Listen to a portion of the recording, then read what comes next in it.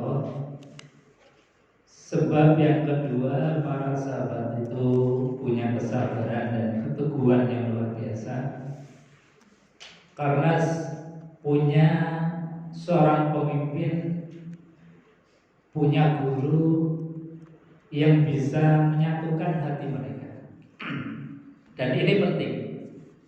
Jadi pemimpin itu di dalam syariat Islam itu sangat penting. Bahkan Rasulullah SAW itu mengatakan kalau kalian itu bepergian, meskipun hanya 2 orang kata Rasulullah, maka angkatlah di antara kalian itu menjadi pemimpin. Karena apa? Saking pentingnya pemimpin itu untuk menjadi pengarah, pemimpin itu untuk bisa memberikan pengayoman. Jadi Nabi mengatakan bahwa kalau kita bepergian, meskipun hanya 2 orang, maka angkatlah di antara satu di antara mereka. Ini. Makanya di dalam ibadah pun itu didorong terus untuk berjamaah dengan adanya seorang pemimpin atau imam. Makanya Quran itu mengatakan warka'u ma'ar raki'in. Rukuklah bersama dengan orang-orang yang rukuk. Maknanya apa? Berjamaah. Berjamaah itu artinya apa? Ada seorang pemimpin yang kita ikuti. Itu di dalam ibadah. Di dalam sosial juga begitu. Sosial terkecil kata Rasulullah, ar-rijalu qawwamuna 'alan nisa. Rijal laki-laki adalah pemimpin atas perempuan. Dan ibu-ibu perempuan juga pemimpin atas apa yang ada di dalam keluarganya. Jadi pemimpin adalah menempati satu tempat yang penting di dalam kita beragama, baik mahdoh maupun sosial keagamaan kita itu butuh yang namanya pemimpin. Nah, pemimpin yang paling utama itu adalah baginda Rasulullah SAW yang disifati oleh Quran, laqad kana lakum fi Rasulillahi uswatun hasanah. Sungguh ada dalam diri pribadi Rasulullah itu suri tauladan yang baik. Dari sisi apapun Nabi itu paling unggul. Dari sisi pribadi, kalau kita bandingkan head to head kita semua manusia itu dengan Rasulullah, itu tidak ada bandingannya. Dari segi physically-nya Rasulullah SAW itu luar biasa. Itu Al-Imam An-Nawawi di dalam kitab Marokil Ubudiyah itu mensifati physically-nya Rasulullah itu dengan sifat yang sempurna luar biasa. Zubabatun, kata beliau, bahwa fisiknya Rasulullah SAW itu satu nggak pernah dihinggapi oleh Zubabah. Zubabah itu semacam lalat atau serangga atau nyamuk apapun yang itu disifati sebagai hewan yang kalau hinggap kepada seseorang itu kemudian menjatuhkan wibawa. Misalnya kita kalau ada lalat hinggap kan pasti orang, wah, jangan-jangan belum mandi. Artinya apa? Hewan datang bisa menjatuhkan muruah. Makanya Rasulullah SAW itu tidak pernah dihinggapi semacam zubab, semacam lalat. Itu fisiknya Rasulullah SAW. Dan banyak sekali yang dijelaskan. Mungkin di lain waktu bisa kita sampaikan dari kitab Marokil Ubudiyah tadi. Dari segi sifatnya Rasulullah SAW juga tidak ada bandingannya. Bahkan yang mensifati sendiri Allah Subhanahu wa taala, wa innaka la'ala khuluqin azim. Wa innaka, dan sesungguhnya engkau Muhammad la'ala khuluqin azim, menempati atau mempunyai akhlak azimun yang agung. Azimun itu kan sebetulnya sifatnya Allah Subhanahu wa taala. Dalam tadi Asmaul Husna kita membaca ada sifat azim, ya azim, wahai yang maha agung. Tapi Allah mensifati, menjelaskan Rasulullah itu dengan sifatnya Allah Subhanahu wa taala.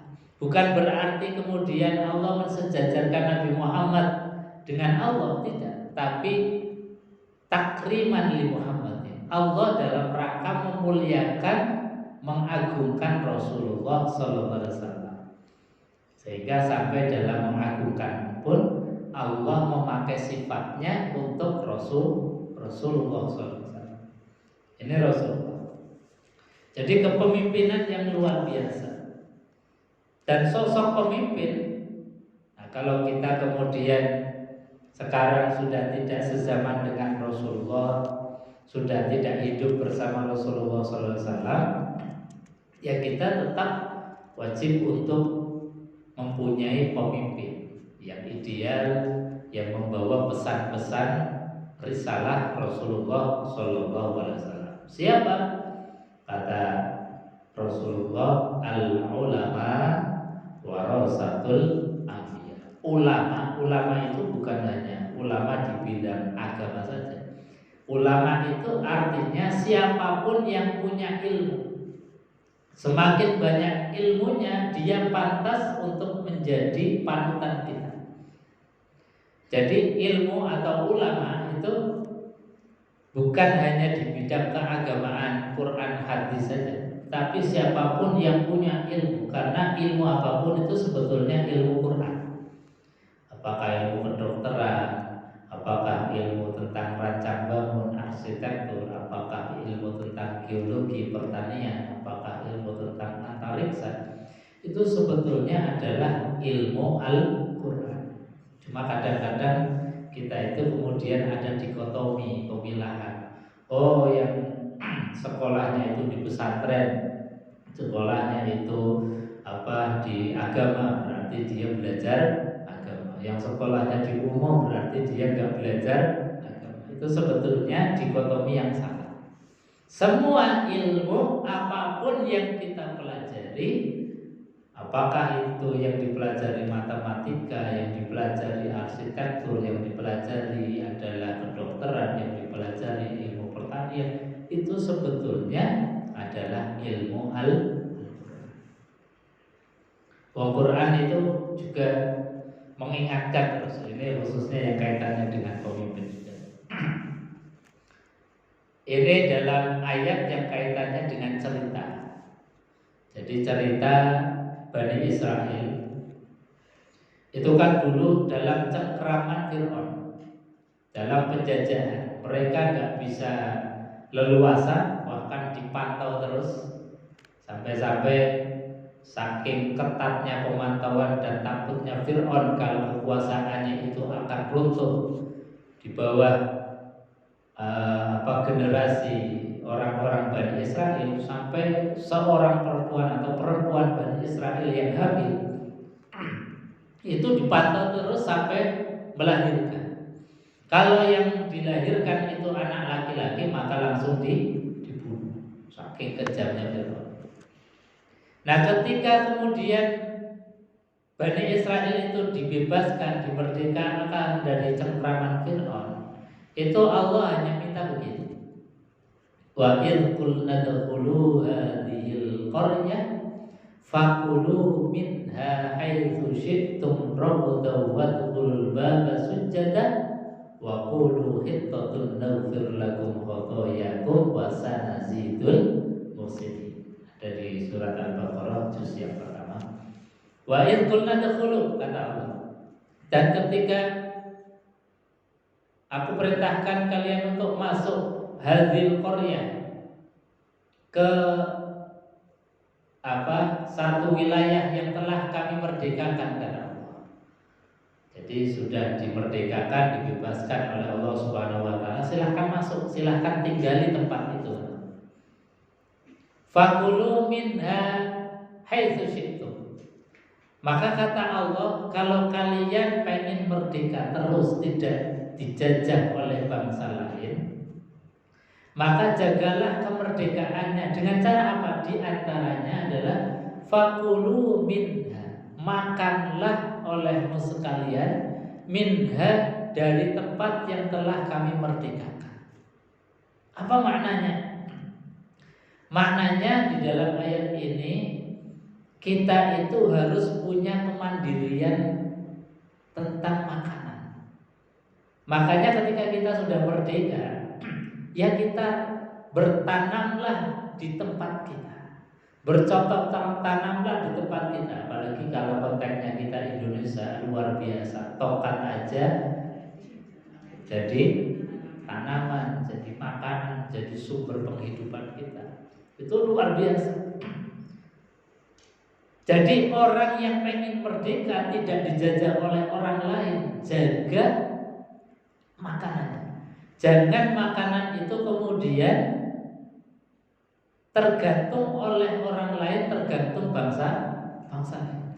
Kalau orang suatu bangsa makanannya saja masih tergantung dengan bangsa lain, maka dia akan mudah sekali untuk dijajah. Maka bahasanya Quran itu hanya fakulu minha, makanlah dari tempat yang sudah aku merdekakan. Nah, kita kadang-kadang tadi di negara yang gemah melimpah loh Jinawi, kadang-kadang beras saja masih impor, kedelai impor, bawang merah impor, bahkan garam saja impor. Ini sebetulnya bahaya sekali. Konteks Quran itu sudah mengingatkan, kalau kita tidak mau untuk dijajah lagi, mandirilah secara ekonomi. Pangan itu harus mandiri. Nah, pangan itu kita harus tadi belajar bukan hanya Quran saja, tapi juga harus bagaimana anak-anak kita dididik untuk bagaimana industrialisasi makanan kita. Mungkin teknologi pertanian kita bagaimana? Kita saja masih teknologi pertaniannya masih kalah dengan misalnya Thailand. Dengan apa-apa kadang-kadang kita ada jambu besar namanya jambu Bangkok. Ada apa namanya ayam besar namanya ayam Bangkok. Padahal kita sendiri punya sumber daya yang luar biasa. Quran itu sudah mengingatkan, kalau kita apa-apa kemudian tergantung kepada orang lain, kita pasti akan mudah untuk dijajah, untuk diintervensi. Maka caranya gimana? Caranya kalau kita melihat tadi kepemimpinan itu harus punya pemimpin yang punya visi, harus memandirikan bangsa, harus punya visi bahwa masyarakat warga bangsa kita itu harus mandiri. Secara makanan itu harus mandiri. Makanya tadi kita lihat saja, beras impor, kedelai impor, garam impor. Padahal dari Sabang sampai Merauke, pantai kita Indonesia berapa ribu kilometer saja, berapa juta kilometer. Rasanya kok kemudian garam sampai impor loyo kebangetan. Beras sampai impor yo kebangetan. Artinya berarti kita ada yang salah di dalam pengelolaan sumber daya manusia, sumber daya alam kita. Makanya tadi kalau kita melihat ciri daripada orang yang punya keteguhan harus punya sosok pemimpin yang kuat, pemimpin yang menyatukan kita, pemimpin yang punya visioner ke depan dan tahu tentang Quran. Karena Quran sudah mengingatkan, wahai kaum Bani Israel. Ini memang konteksnya cerita tentang Bani Israel. Tapi tentu bukan hanya sekedar cerita. Kalau Quran hanya cerita saja, lalu apa manfaatnya? Makanya para ulama kemudian menarik sebuah pelajaran, bahwa di antara pelajaran dari cerita kaum Bani Israel adalah ketika Bani Israel itu sudah dimerdekakan oleh Allah dari kungkungan penjajahan Fir'aun, maka di antara untuk menjaga kemerdekaan adalah harus mandiri secara ekonomi, mandiri secara pangan. Termasuk juga kita. Kalau kita tidak ingin dijajah oleh orang lain, harus mandiri. Ekonomi, makanan sebagai basic need, kebutuhan dasar kita harus mandiri. Jadi bagaimana kita, anak-anak kita mungkin diajari untuk bisa turun kembali ke sawah, ke ladang, untuk memandirikan bangsa kita. Mandiri secara keamanan, mungkin tentara, TNI, Polri kita harus mandiri, alutsistanya harus dengan sumber daya yang kita miliki dan sebagainya. Ini tentang kepemimpinan. Dan Rasulullah SAW adalah sosok pemimpin yang luar biasa, yang sangat ideal, yang menjadi contoh dan teladan bagi kita. Saya kira itu dulu, mungkin nanti akan disambung di pertemuan yang akan datang. Sebelum ditutup mungkin ada